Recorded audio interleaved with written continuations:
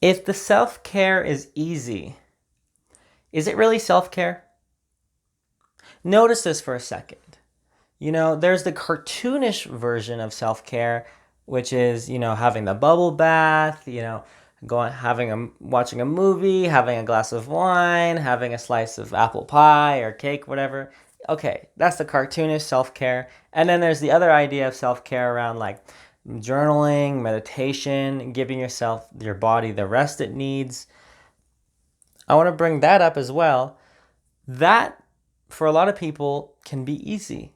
However, notice a lot of people that can be very difficult to do. Typically, for the people that run themselves ragged, the people that gotta go, go, go, go, go, and they wind themselves up tight like a top. These individuals need that kind of self care where they need to slow down, where they need to relax. They need to give their body more time to sleep, their mind more time to do nothing and to self reflect.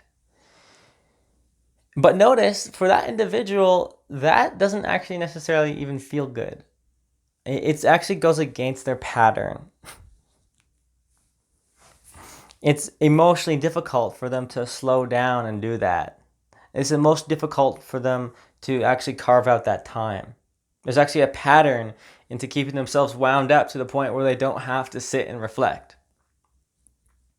So if this kind of individual shows up for a Vipassana meditation where they do nothing but meditate for 10 days straight, that person is going to be for a rude awakening for how much is going to bubble up for them. Side note there.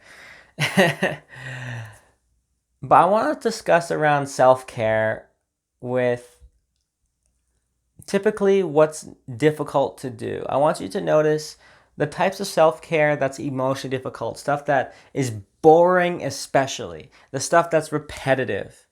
Because we can get excited about self-care. We can get excited about, oh yeah, I'm going to do this for myself. But what about when day, 55 comes around? Are you still going to be doing those reps of self-care? Are you going to be doing those things to invest in yourself, especially when it's boring? Are you going to make a commitment to yourself? Are you going to take care of yourself as if you are the individual that you're responsible for? Imagine how responsibility works when you have a child. That child has needs, and your needs no longer take the front seat. Your child's needs comes first. And so it doesn't matter if you don't want to. Your child needs to be fed. It doesn't matter if you don't want to. Your child needs to be able to get to bed on time so they can get ready and go to school, and so that they can have a successful day. And whatever else you need for your child, you're going to do it because you know they need it. Where can you apply that kind of attitude towards yourself? Where you take care of yourself as if it's one you're responsible for. Yeah, I don't want to meditate today. But you know that meditation or that Kriya Yoga is going to be important for you. You know that going to the gym and making that time so you can go to the gym is going to be important for you. You know that going to bed on time so you can give your body the rest it needs, to protect your temple. You know that's important for you. Waking at the same time every day, sleeping at the same time every day, that is important for you. And that's something you're responsible for. And yeah, it takes discipline. And yeah, it takes saying no to distractions. It takes saying no to dopamine fishing, being on the phone and talking to people and playing video games and staying up late, eating delicious food. It takes that discipline to do the thing that's emotionally difficult. That's self-care. Self-care is precisely when you don't want to do it. because you have an internal belief that you are someone worth sacrificing for. You are a gift. You are a gift to yourself, and you are a gift to others. And how do you remind yourself that? How do you remind yourself of that truth? Through your actions. Does your actions reflect that self-respect? Especially in those moments that you really don't want to. Let's say you're brain fried from dopamine fishing all day. Okay, in that moment now, what are you going to do? Are you just going to continue with that addiction spiral, doom scrolling, or are you going to shut off the phone and start meditating? Start practicing some Kriya Yoga? Are you going to go to bed on time? Are you going to wake up on time? Are you going to put yourself out there? Whether it's getting a job, volunteering, or reaching out to a friend. How are you connecting yourself to other people? Because when we isolate, we deteriorate. Are you letting yourself isolate? It can be the most emotionally difficult thing to admit to ourselves that we need to reach out. How are you doing that for yourself? How are you putting yourself first? How are you putting yourself first over what feels good? I want you to notice that those areas in your life, and especially those moments where you really just don't give a shit, you don't care, you just don't even want to take care of yourself, especially when it feels like it's too much. What if you reinterpreted that friction as that's exactly what's making it more meaningful? Yes, it's difficult to put that drink down, or that vice, that distraction. But precisely in how difficult it is to do that is equivalent to how much respect I have for myself. Because I love myself first, and I am worth investing in.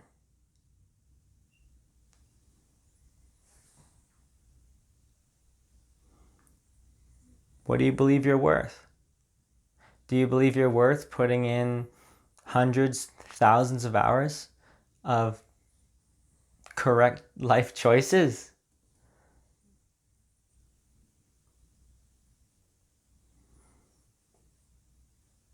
Where you say no to sin, and sin just literally being defined as where you miss the mark for you personally, not for what some religious book says or what some other person says. Sin is being defined here as what you know is right and wrong. And I'm not sneaking in some narrative around anything. You just know what's right for you. You know what you're capable of. And you know when, yeah, I'm pretty distracted here. Yeah, I'm not making the best choice for myself. It's in those moments where it's difficult to switch gears. Are you going to grant yourself the gift of making a decision to do the emotionally difficult thing, to do the self-care that sucks, to face the boredom, to face the emotional difficulty, to face your emotions, to face your mind, to face yourself, to face the truth?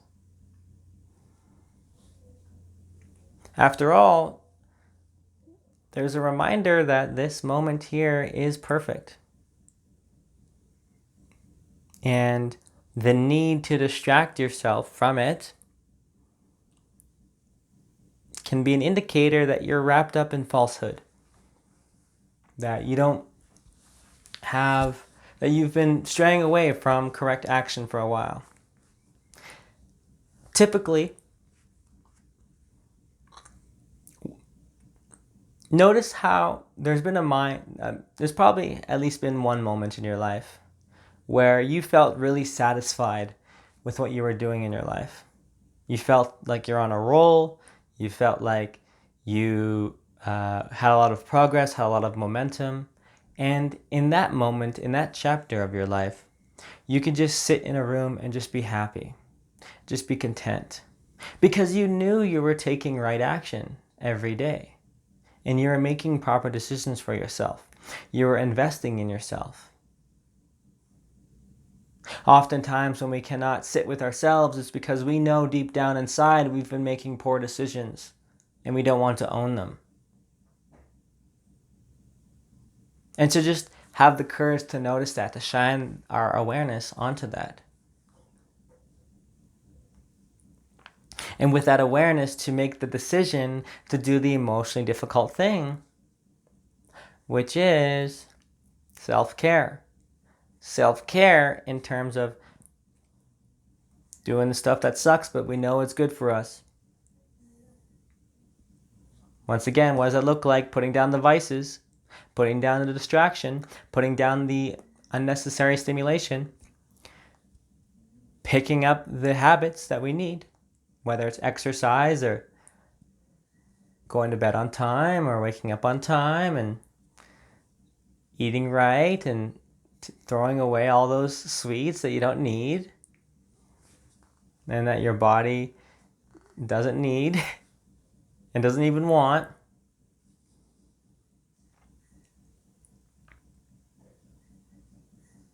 You know what's right for you.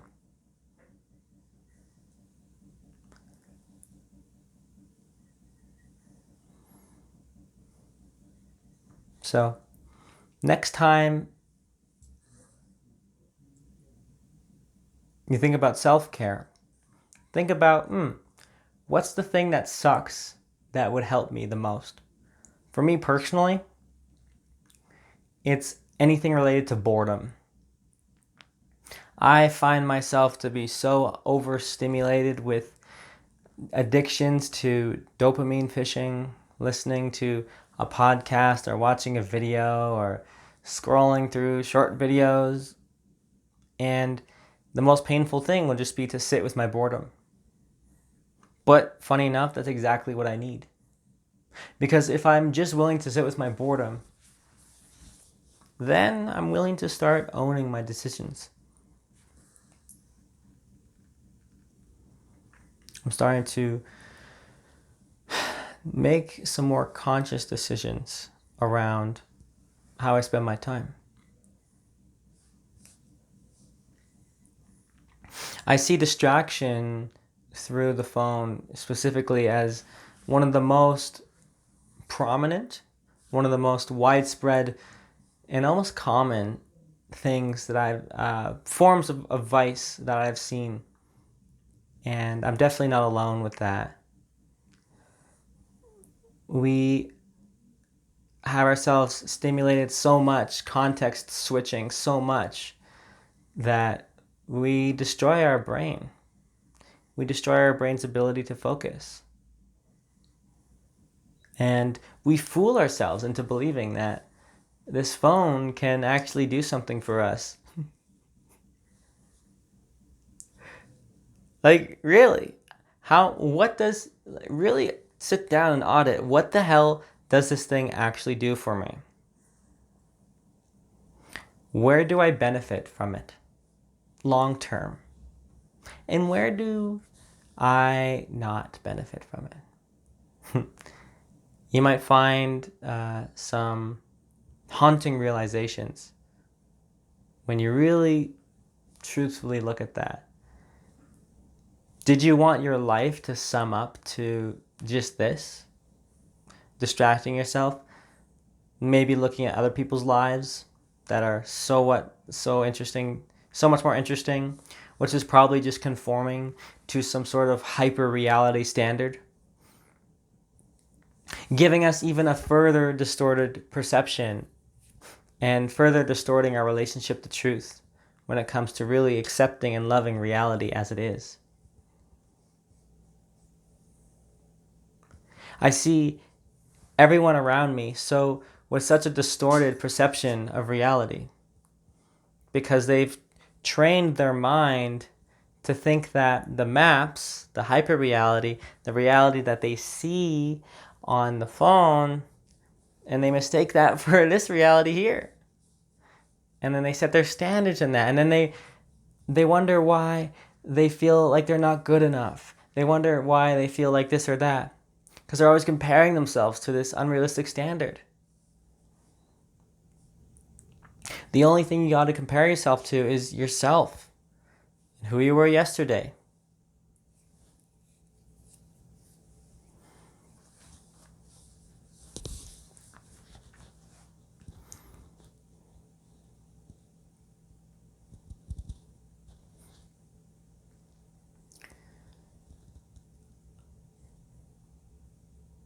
What would it be worth to you to do the emotionally difficult forms of self-care that you know you need? What would it be worth to you to drop, insert vice, insert addiction here? What would it be worth for you to drop that vice, that addiction, that distraction?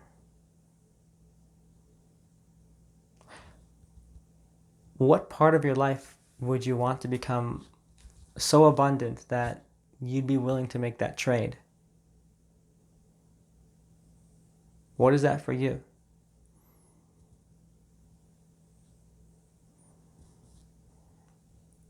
Can you imagine a life without distracting yourself and just going for the next vice?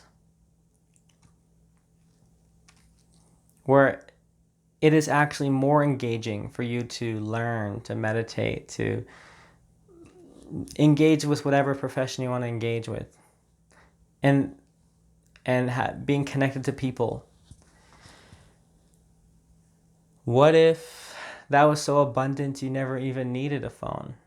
You know, in practice, in the way you use it with distracting yourself with God knows what.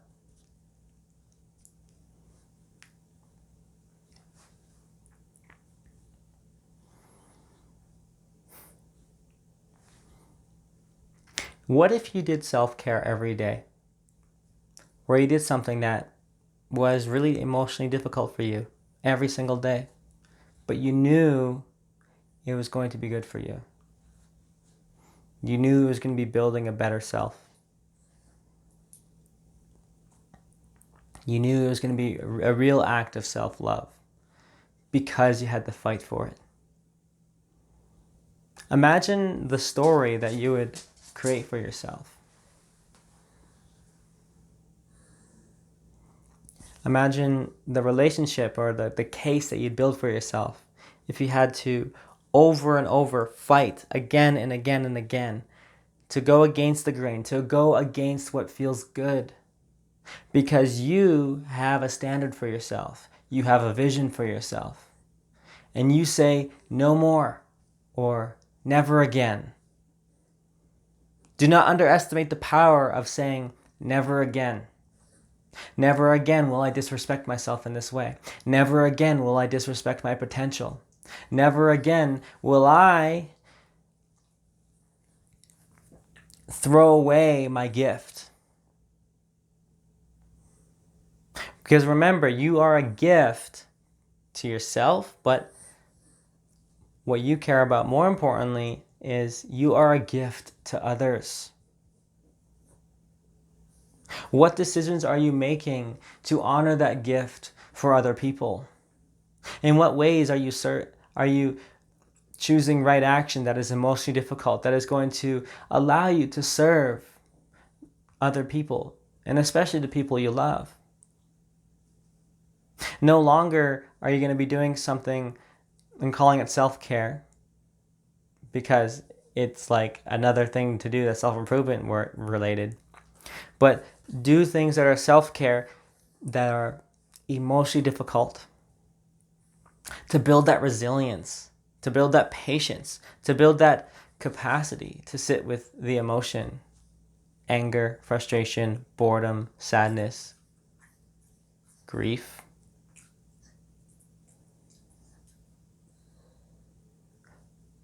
What would your life look like if for the next 90 days you aced that self-care?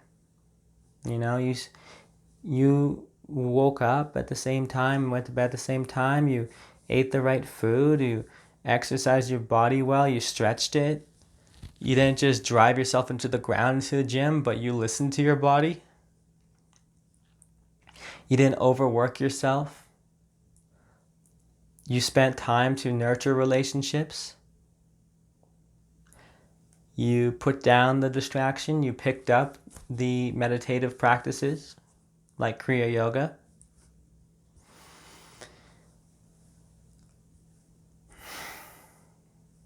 You took in the initiative to actualize your life purpose just one step more.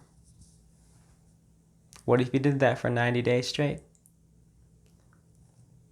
What if you did that for half a year? What if you did that for a full year?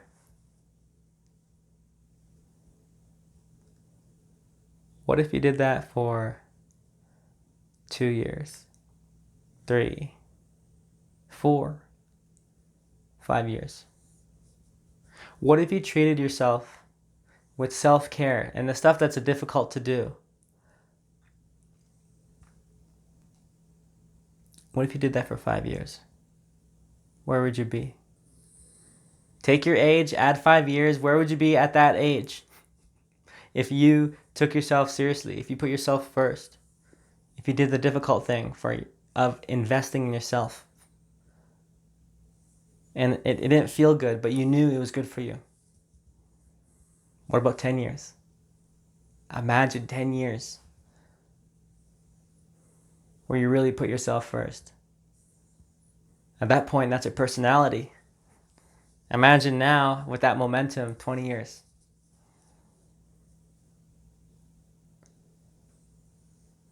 Where would your life be?